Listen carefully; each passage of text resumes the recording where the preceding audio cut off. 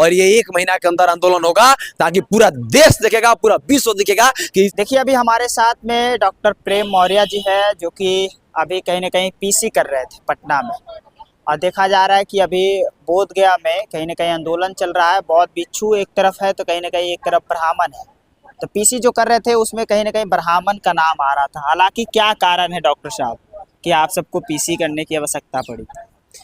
देखिए, हम लोग आज एक समीक्षा बैठक रखे हुए थे, जो हमारी महाबोधि महाविहार बोध गया को मुक्त कराने के लिए जो आंदोलन चल रहा है उसको तीव्र गति देने के लिए एक सामूहिक बैठक रखा गया था, जिसमें विभिन्न संगठन के लोग और बहुजन समुदाय में बहुजन के लिए हितकारी के लिए कार्य करने वाले लोग सम्मिलित हुए हैं। सबके विचार विमर्श लिया जा रहा था कि कैसे हम लोग इस आंदोलन को तीव्र गति दें, अपनी विरासत को बचाने के लिए कैसे हम लोग एक रोड मैप तैयार किया जाए, जिसमें निर्णय हुआ कि सबसे पहले पीआईएल दाखिल करना होगा कोर्ट में, और सड़क गांव से लेके राजधानी तक और सड़क से लेके सदन तक की लड़ाई लड़ने की एक रोड मैप तैयार करने की जरूरत है। हाथ में सब चीज है, ऊपर भी आपके आदमी है, बहुजन समाज का आदमी है, नीचे भी आपका आदमी है बहुजन समाज का, मुख्यमंत्री भी और प्रधानमंत्री भी, फिर जो है आप कहीं ना कहीं ये सब काम करने रहे।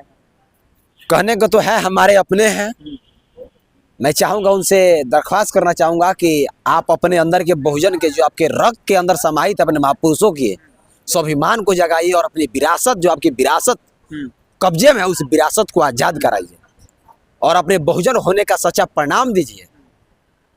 आप कहते हैं एक तरफ की विरासत को बचाइए, एक तरफ जो है आप कहते हैं कि ब्राह्मणों से मुक्ति दिलाना है, तो एक तरफ आप ही के समाज के सम्राट चौधरी है, वो कहते हैं कि ब्राह्मण सर्वश्रेष्ठ था, है और रहेगा। वो उनका व्यक्तिगत राय था और मैं समाज को मानता हूँ, समाज से बड़ा नेता को नहीं मानता हूँ। समाज पहले है, इसके बाद नेता है।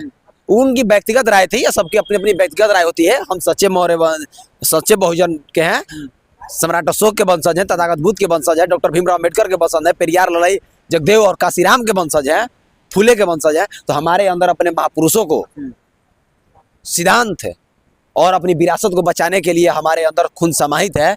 तो हमारे अपनी महापुरुषों के विचारों पर चलने के लिए है, तो उनकी व्यक्तिगत राय हमारी अपनी व्यक्तिगत राय अलग है, हमारे समाज की राय के साथ हम चलते हैं।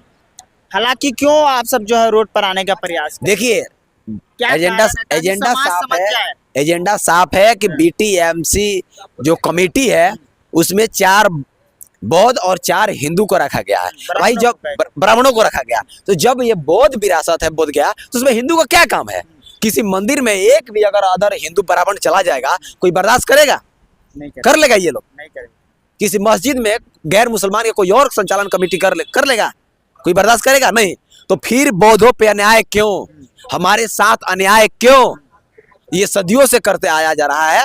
कई बार आंदोलन हुआ, उस आंदोलन को तीव्र गति देने के लिए, क्योंकि देखिए सही सी बात है, लेना चाहे तो आज जाके वहां पे गेट पे ताला मार के और खदेड़ के ले सकते हैं, आज चाहे तो ले सकते हैं। लेकिन हम लोग तथागत बुद्ध और सम्राट अशोक को मानने वाले लोग हैं, बाबा साहब भीमराव अम्बेडकर को मानने वाले लोग, हम लोग संविधान को मानने वाले लोग हैं, हम लोग सत्य और अहिंसा को मानने वाले लोग हैं। इसलिए हम लोग सत्य और अहिंसा के राह पे चल के अपने विरासत को बचाने के लिए हम लोग मुहिम छेड़ रहे हैं और अपनी विरासत को लेना चाहते हैं। मोदी जी जब बाहर जाते हैं, दूसरे देशों में जाते हैं, तो कहते हैं कि हम जो है बुद्ध की धरती पर से आए हैं और यहाँ पर जो है बौद्ध धर्म के लोगों के साथ कहीं ना कहीं अत्याचार हो रहा है। बिल्कुल, वही तो देखिए ना, यहाँ से बाहर जाइएगा तो बिना बुद्ध और सम्राट अशोक का कोई नाम जानता नहीं है।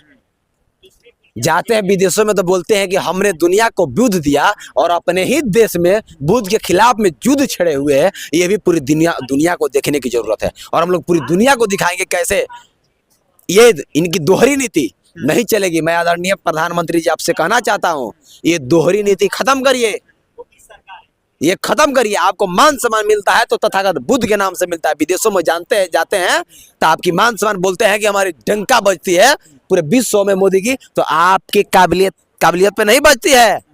इस तथागत बुद्ध और सम्राट अशोक के नाम के वजह से कि आप वहां से आप जाके बोलते हैं कि हम उस जन्म भूमि से हैं जहाँ पे तथागत बुद्ध का जन्म हुआ, जहाँ के सम्राट अशोक थे, वहां से हम आए हुए हैं, तब आपका इज्जत और मान सम्मान किया जाता है।